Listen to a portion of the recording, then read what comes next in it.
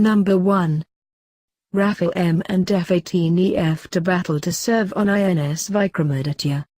U.S. Defense Major Boeing along with French Defense Major Dassault Aviation both are claiming that their Rafale M and F18 EF carrier fighter aircraft which have been offered to Indian Navy to meet its MRCBF tender issued few weeks back for 57 carrier-borne fighter aircraft can operate from INS Vikramaditya and INS Vikrant.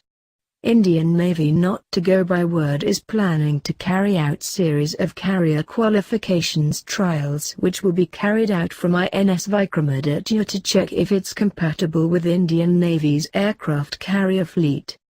Indian Navy has received responses from 4 companies: Rafale, Dassault, France, F-18 Super Hornet, Boeing, US, MiG-29K, Russia, and Gripen, Sub, Sweden. But the contest is largely seen as a fight between Rafale M versus F-18 EF since Subsea Gripen is just a concept and no prototype exists to carry out carrier qualifications trials, thus eliminating it, and MiG-29K is already operated by Indian Navy but to serviceability issues might not be procured again. Number 2. Indian Air Force likely to start trials of Astra Missile from today. The Indian Air Force, IAF, is preparing to conduct a series of trials of the Astra air-to-air missile in the next few days. The tests were to begin on Wednesday but were put off to Thursday due to the inclement weather. The tests will determine whether the missile can be inducted into the armed forces by the end of this year. Last year, IAF cleared production of about 50 Astras to gauge the missile's performance before giving a bigger order. The missile was tested last December and successfully demonstrated its aerodynamic characteristics, repeatability, robustness and endurance. The IAF and DRDO are working on integrating the missile with the Light Combat Aircraft Tejas. Astra is the first homegrown missile that has been integrated with the Sukhoi 30 Mki. It is an all-weather missile with electronic countermeasure features. In its category, the single-stage, solid-fueled Astra is more advanced than contemporary beyond-visual range missiles. Traveling at Mach 1.2 to 1.4 speeds, it is capable of engaging and destroying highly maneuverable aerial targets. Number 3. India likely to acquire Tu-22M3 Supersonic Bombers to hunt down PLAN warships. India seems likely to acquire 4 Tupolev Tu-22M3 backfire twin-engine strategic bombers from Russia and will probably use these long-range jets on maritime strike missions to attack warships with volleys of modern anti-ship missiles, including India's own BrahMos-A. When they arrive in India, the backfires will become the country's first long-range strategic bombers. Indian media said these 4 variable-wing jets should be sufficient to deter China from further expansion in the Indian Ocean. Indian military analysts said the only conceivable deployment for the Tu-22M3 is to attack PLAN warships in the Indian Ocean and in the South China Sea.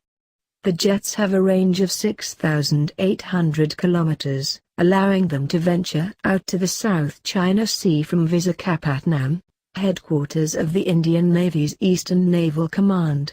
The distance to the Seychelles is 4,000 kilometers. The Tu-22M3 was originally designed by the Soviet Union as a long-range maritime strike bomber armed with standoff cruise missiles capable of attacking U.S. Navy carriers at very long range. Number 4. Indian Navy to add special ops helicopters to its fleet. With expanding profile in the Indian Ocean region, Indian Navy is looking to add dedicated helicopters for special operations in its fleet. Some of the naval multi-role helicopters for which the tender was issued last week will be in this configuration. Last week, the Navy had issued the request for information to global original equipment manufacturers for the procurement of 123 naval multi-role helicopters and 111 naval utility helicopters. The procurement would be under the recently approved strategic partnership model of the Defense Procurement Procedure. Some of the 33 helicopters would be used for training Marine commandos, MARCOS, and the rest would be based on shore as well as on frontline warships, the officer added. The Navy currently has a few variants of Sea King helicopters in service in a commando role, but they are of 1970s vintage and technologically obsolete. Several attempts to replace them have repeatedly failed.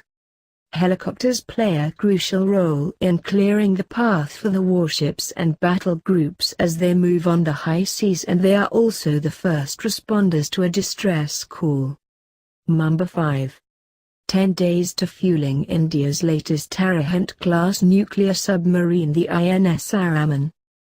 The second indigenous Arihant-class SSBN, INS Arihant, is completely outfitted, all inside of 7 years from the time when its keel was laid at the Vizag Special Projects Facility.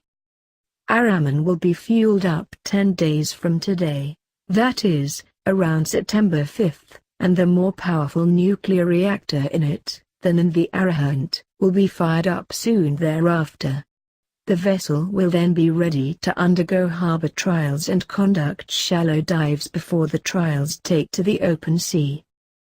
The Arihant, moreover, has 8 tubes to launch the K4 2,500 km SLBMs, twice the number of tubes as the Arihant, and can carry some 24 land attack K-15 missiles as well.